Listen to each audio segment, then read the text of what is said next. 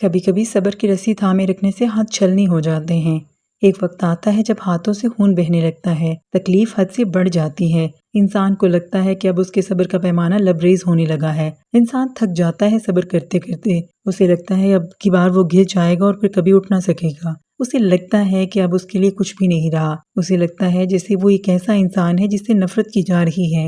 ہوتا ہے ایسے جب ارد گرد گہرا اندھیرا دکھائی دیتا ہے، کچھ سمجھ نہیں آتا کہ اب کہاں جائیں اور کیا کریں۔ بس جب تکلیف اس مقام تک پہنچ جائے تو اتنا سمجھ لیں کہ اللہ کی مدد بہت قریب ہے، اب بہت جلد حالات بدلنے والے ہیں۔ تھوڑا سا حوصلہ رکھیں، امید کبھی مت چھوڑیں اور مایوسی کی طرف تو جائیں ہی نہ۔ آپ کا یہ صبر کرنا کبھی رائے گاہ نہیں جائے گا۔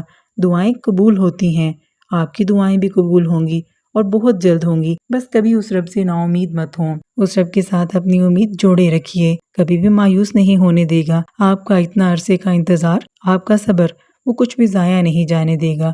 اس کو تو سب کچھ یاد ہے، بھول جاتا تو انسان ہے، آپ جیسا انسان اور مجھ جیسا انسان، لیکن اللہ تعالیٰ تو نہیں بھولتا نا۔ تو لہٰذا ہماری ویڈیوز کو لائک کیجیے اور سبسکرائب کیجیے اس چینل کو۔ آپ کو یہاں پر روزانہ کی ایسی معلومات ملیں گی کہ آپ کا دل بے چینی سے سکون کی طرف آ جائے گا انشاءاللہ۔